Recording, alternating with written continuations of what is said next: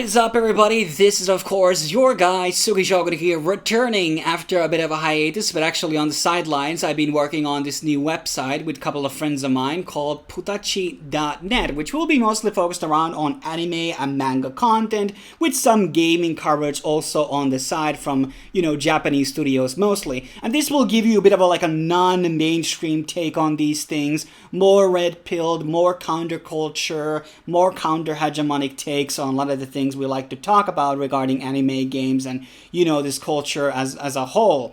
Now there will be a lot of written exclusive also on the website, things that I will not do video reviews out of, so definitely go check those out. And also every time I will be doing a video review, I will be doing a companion article for them as well on the site, including today's review, which will be Ultraman Season 3. Now, this has actually been a pretty good anime in terms of a Netflix original is concerned, but one of the fundamental issues has been this god-awful release schedule. So, in case you didn't know, this anime came out back in 2019. Yes, that's when the first season came out. 13 episodes, and it took until April 2022 to basically get the season 2, which was only 6 episodes. So there was this huge gap between season 1 and season 2, and then another 13 months until we would get the last remaining 12 episodes today. And the problem with that is because Netflix has this binge model where they release everything at the same go, unless there's some simulcast, partnership like with Vinland Saga and JoJo, for example. But when you release everything at the same go, it's not really good for hype building. That's not really for any type of marketing build-up at all. You have to do every marketing before the season drops, and then marketing stops as the series is out on Netflix, and then everybody forgets it because it takes so long to get the next part. And there's 13 episodes in total, and yes, there was COVID and stuff like that, but it definitely could have been split up a lot more. And the problem I get a lot of the times when the series has been away for more than 12 months is I forget actually what happened, and that's obviously a combination of my age and I watch a lot of things per year, so I can't remember every character's name, what exactly happened and stuff like that. So at least add goddamn recaps into the start of the new season, but goddamn it, they didn't fucking do it this time. So there's no recap for season 3 or season 2, even though there's these huge gaps, and we're not used to those huge gaps because in anime in general we get these weekly formats. So the anime in technicalities is usually away for 8 months or 6 months, depending if they are breaking down in course. And so fundamentally, we're not used to that. And the anime community, sadly, is kind of hype build-it-up machine. Everybody forgets everything that is dropping on Netflix due to the fact that, outside from Cyberpunk, that lasted a bit longer. But the fundamental problem is this, that everybody forgets if it's away too long, especially if there's no specials coming out, movies, yada yada yada, which is a problem. So yeah, going into season 3, I barely remembered what happened in season 2. Yeah, there were some very brief, small, recaps of sorts about, certain characters and a couple of fights that took place in season 2, but mostly, lot of things I don't remember what happened. I remember, actually, oddly enough, more about the season 1 than I did about season 2. Now, we have also a new opening intro by some girl, and Miyavi, who is actually probably one of the best guitarists in Japan. Great opening song, something I would probably listen outside of this anime. Then there's actually a decent ending song as well. And the OST seemed actually quite decent. Not something I would listen outside of the anime, but you have to give a bit of a props to here. I don't know if there was new tracks or something, but it left a good impression on me altogether. And this season is 12 episodes long, so it's a bit longer than season 2, which was only 6 episodes, and this goes back into my point that this was broken down in a really bad way. I know there was COVID and everything, but 31 episodes could have been broken into 4 different parts or something and released a lot more closer to each other, and it was a mess. And some people say, well, why didn't you go rewatch the earlier seasons? It's not my fucking job.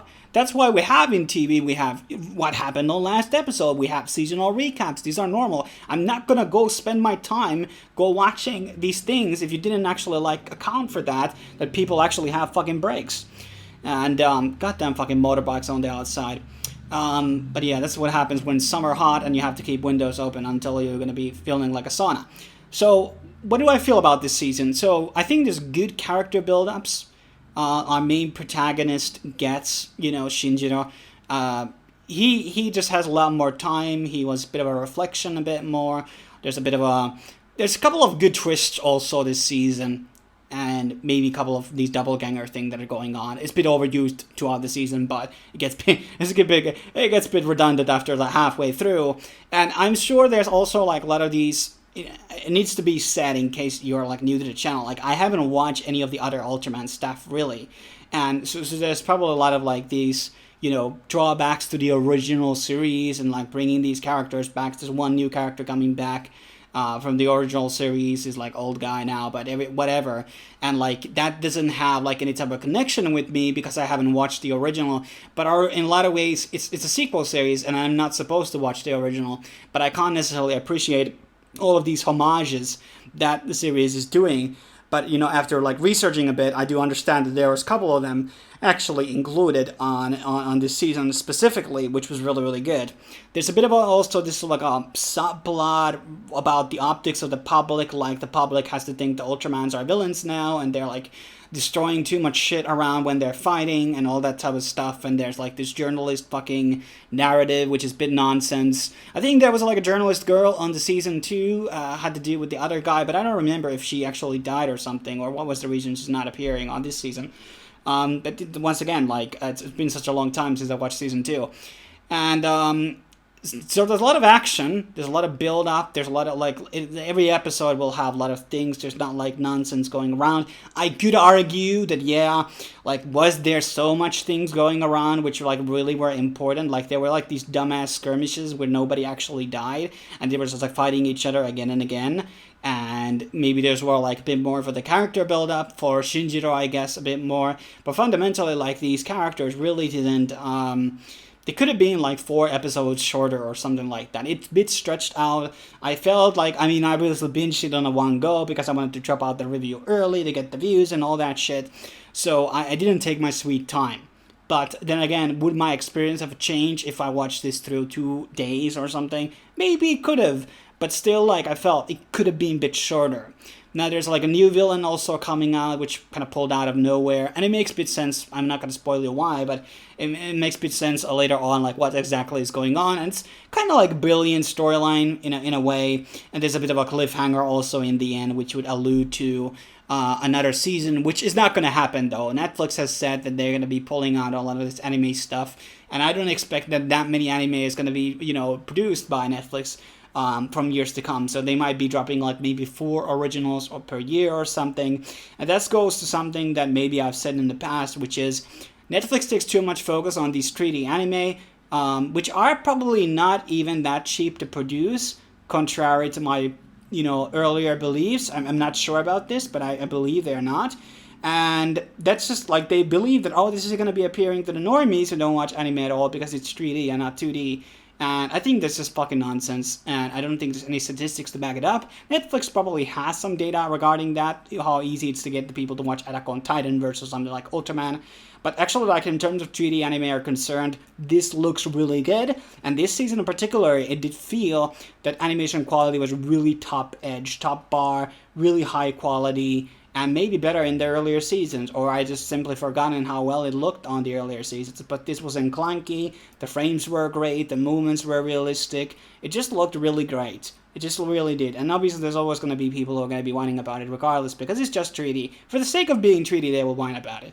That's how like bad the community has gotten over the years. Now, I don't really have much else to add here. We had, I guess, a good ending, and I did talk about a bit of the cliffhanger in the end, so go after the credits, you will be seeing a brief scene, but it's kind of like a bit of a meme here, like, oh, there might be some sequels.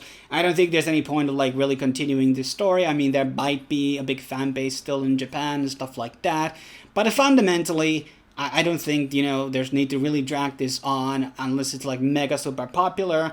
And I mean, I still probably would watch it, but god damn it, like waiting for another fucking 14 months for another season, probably not. So, and that's something that they really got to think about. I think they really need to go considering back more the weekly format, and the weekly format also possibly could just like, well, I mean, maybe convert more subscribers, perhaps. That's a bit of a hint I have, but I don't really have much else to add about Ultraman. I think it's still pretty good compared to a lot of the Netflix originals. I think Kengan and Shura and Baki obviously are better, but I still think like out of the 3D ones, this is one of the better ones. And I'm not like really. It's not a mecha anime. That needs to be said, but it's kind of like mecha, and that's not really my thing.